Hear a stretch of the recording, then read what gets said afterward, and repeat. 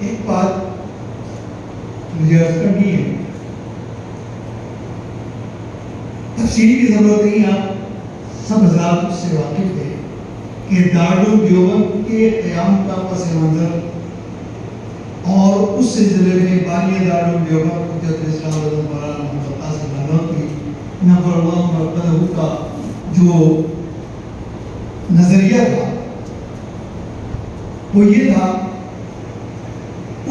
ان حالات میں کہ امت کے عقائد کی اور ان کے اسلام کی، ان کے دین کی، ان کی تہذیب اور ان کی روایات کی حفاظت کیسے کی جائے، کیونکہ اقتدار ہاتھ سے گیا تو اقتدار پھر آ سکتا ہے، لیکن اگر ایک مرتبہ دین ہاتھ سے نکل گیا تو پھر یہ راوٹ ہو گیا۔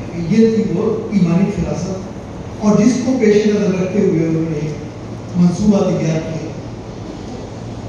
اور انار کے درخت کے لیے بہت ایک سادہ طریقہ پر ایک استاد ایک شاگرد سے یہ ادارہ شروع ہوا۔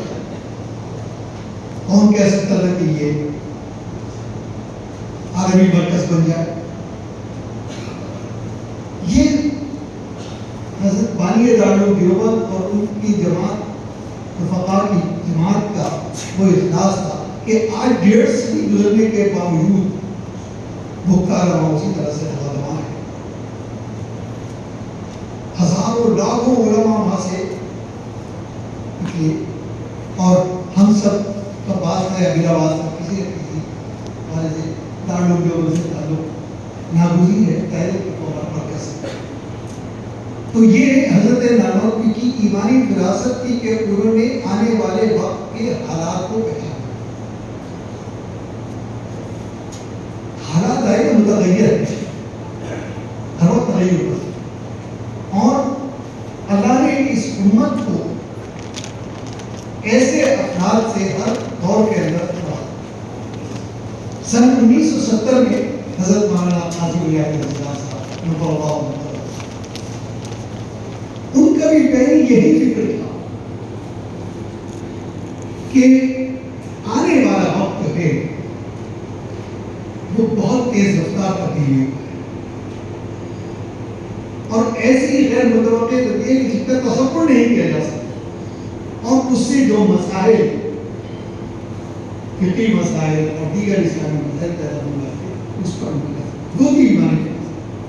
یہ وہی فکر تھا کہ بانی دارالعلوم دیوبند، آج اس کو بھی 50 برس ہو گئے، اور انہوں نے بھی ایک سمجھیے کہ اگر کہا جائے کہ بیسر و سامانی کا حال فقہ اکیڈمی کا قیام کیا گیا، لیکن ان کے خلاص اپنی زندگی میں حضرت مولانا خالد صفی اللہ رحمانی دامت برکاتہ، حضرت مولانا عاطف مدظلہ، حضرت مولانا عبید اللہ حسنی صاحب، ان کو تیار کیا، اور پھر چراغ سے چراغ جلتا رہا۔ سن 80 کی دہائی جو ہے وہ ایک تیز رفتار تبدیلی کا اس طرح ہے، نئے نئے مسائل، اور اس کے بعد یہ رکے نہیں، بلکہ ہر روز اگر یہ کہا جائے کہ روز کی بنیادوں پر یہ تغیر واقع ہو رہا ہے تو شاید مبالغہ نہیں ہوگا۔ ظاہر ہے کہ ایسے میں اس اشتہار کی، ان محنتوں کی، ان کاوشوں کی، اس جدوجہد کی، اور ان افراد کے اس ذہن کی ضرورت تھی۔ یہ تھی وہ ان کی ایمانی فراست کہ 50 سال بعد، 40 سال کے بعد ایسے مواقع آنے والے ہیں۔ خیر دان کوئی نہیں ہوتا، لیکن اللہ تعالیٰ احکام دیتے ہیں ایمانی فراست، یہ وہ ایمان۔ آج الحمدللہ ہم کہہ سکتے ہیں کہ فقہ اکیڈمی نے جو کارنامے انجام کیے، یعنی اگر اس کو یہ کہا جائے کہ جو بڑی بڑی اکیڈمیز دنیا کے اندر جن کو حکومتوں نے سرپرست کیا، شاید وہ بھی اتنے بڑے کام نہ کرتے یا اتنے منظم طریقے، جیسا کہ مختلف پہلو آپ کے سامنے آئے کہ پاکستان کی ایک عدالت نے فقہ اکیڈمی کے فیصلے پر مقدمے کا فیصلہ سنا. بہت بڑی بات ہے. یا امام حرم کا فقہ اکیڈمی کے منہج کا طلب کرنا اور اس کو اس میز پر پیش کرنا یہ تاریخی چیز ہے. بھارت کوئی تقریر مقصد نہیں بلکہ آپ سب حضرات اس سے واقف ہیں، بلکہ یہ بتانا مقصد اور اس کے اجلاس میں شریک ہونا ظاہر باعث ساتھ ہے. کرونا سے پہلے میل کھیڑا میں 28واں سیمینار ہوا تھا. اس موقع پر میں نے حضرت مولانا کمل صاحب دعوت برکاتہ حضرت رحمان صاحب مدرس الرحمان کی عبید اللہ حسنی صاحب کے حضرات موجود تھے. میری دلی خواہش کی کہ 29واں سیمینار دارالوقوف میں ہو اور یہ حضرات کی کرم فرمائی کی کہ میری اس درخواست کو قبول کر دیا. اس کی تیاری شروع ہو گئی. اس سلسلے میں 2-3 میٹنگیں بھی ہوئی. اس کے لوگ پرک درست کی گئے، اس کے تمام چیزیں. لیکن ہر چیز اصل میں تقدیر کے تابع ہے. انسان صرف ارادہ کر سکتا ہے لیکن اس کو پورا کرنا تو اللہ کی حکمت اور قانون تکمیل کے سے تعلق.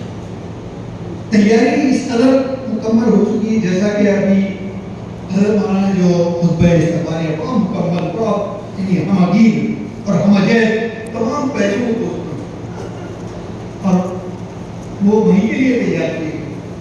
خطبہ استقبالیہ بھی تیار ہو چکا تھا. اس کو بس پرنٹنگ بھی دے دی. گویا یہ بتانا مقصود ہے کہ ہم کتنے قریب تک پہنچ گئے. لیکن جی دعوت بھی دیا تو یہ لیکن اسی وقت حالات تبدیل ہونے شروع ہوئے.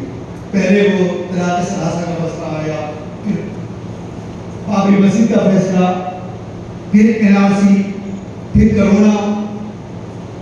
اور یہ آپ جانتے ہی ہیں کہ دیوبند کی مرکزیت جو ہے وہ ان کی نگاہ میں بھی ہے اور جتنے مسائل سے یا جتنی احتیاط کو ہمیں پیش نظر رکھنا پڑتا ہے وہ شاید یہ مدارس میں وہ نہیں ہے. تو بہرحال انہی حضرات کے مشورے سے بھی یہ ہوا کہ اسے ملتوی کر دیا گیا اور پھر یہ طے ہوا کہ 29 اور 30 سیمینار کو ملا کر کے چھوٹے پیمانے پر بنا کر کچھ آن لائن کچھ آف لائن وہ حیدرآباد میں. اگر یہ کہا کہ 4 سال کے بعد اپنے روایتی انداز سے یہ سیمینار اسی آب و تاب کے ساتھ منعقد ہو رہا ہے، یہ ایک بہت مبارک ترین موقع ہے. اور انشاءاللہ آئندہ بھی اسی طرح سے مجھے روایات باقی تھی اور باقی رہیں گی. یہ تو وقتی حالات تھی اور ارادہ آج بھی اسی طرح سے ہمارا بدستور ہے کہ اور دلی خواہش ہے کہ دارالوقوف میں یہ سیمینار ہونا چاہیے. آپ حضرات دعا فرمائیں کہ اللہ تعالیٰ حالات کو سازگار فرمائے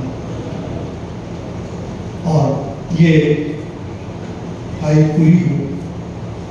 بہرحال یہ بہت بڑا کام ہے اور ہمارے لیے سعادت ہے. ہر قوم کے اندر اللہ تعالیٰ نے اسی فکر اور اسی مزاج کے لوگوں کو پیدا کیا. یہ فطرت کا اصول ہے. اس دور کے اندر حضرت نانوتوی نور اللہ قدم نے دارالعلوم دیوبند، لیکن کیا آج کے حالات میں وہ اسی طرح سے کامیاب ہو سکتے تھے یا نہیں ہو سکتے؟ وہ اسی دور کے لیے دارالعلوم دیوبند میں حجت الاسلام اکیڈمی کا قیام عمل میں آیا. اس میں بہت ساری بدوار کی تھی اور مسلم مقاصد کے احاطہ اس کا ذکر آیا.